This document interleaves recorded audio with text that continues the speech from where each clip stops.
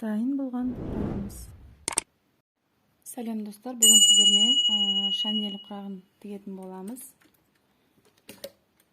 Ол үшін бізге осындай 15-те 15 матасы керек болады. Бөз матасы. Бұл мата жақсы, қатты. Бөздің де түр-түрі болады. Осындай құраққа деп айтсаңыздар.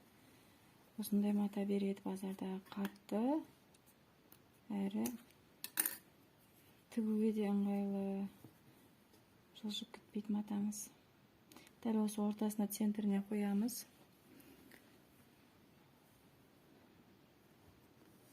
Сурет түсімізден бастаймыз.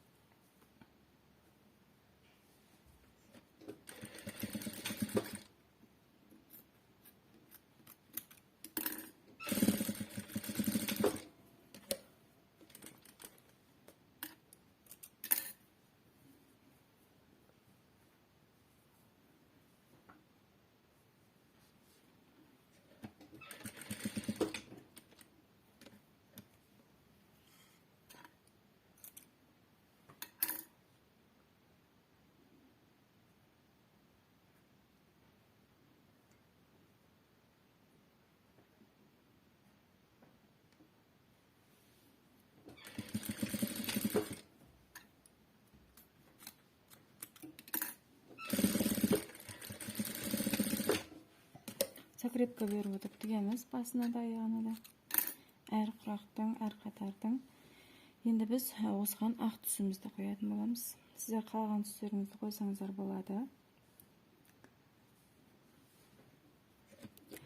Шанель құрағының да түр-түрі бар.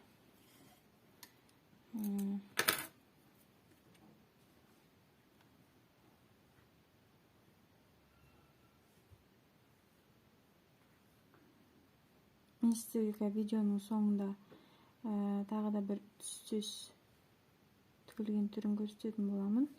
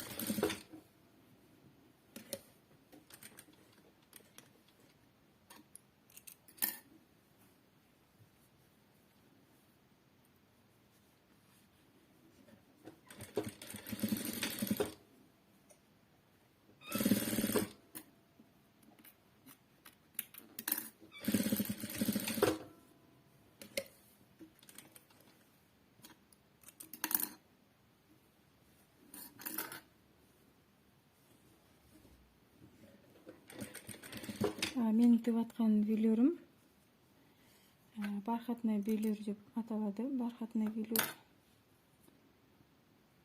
матасы.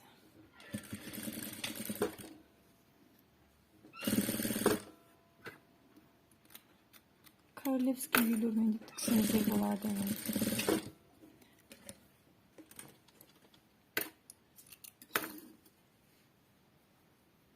Және де келесі осындай розовый цветпен қанық фиолетовыйға да келеді.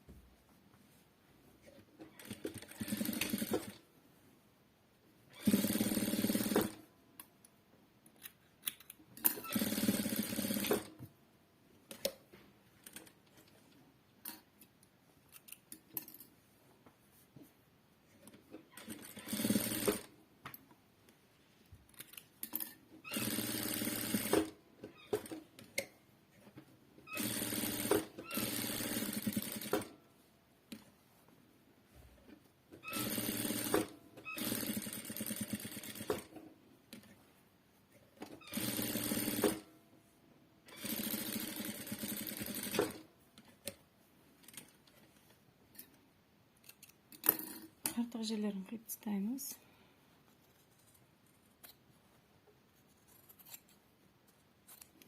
Каналымызға тіркеліп қолдау білдіріп кетіңіздер, достар. Біздің көрермендеріміздің статистика бойынша көбісі тіркелмеген екен.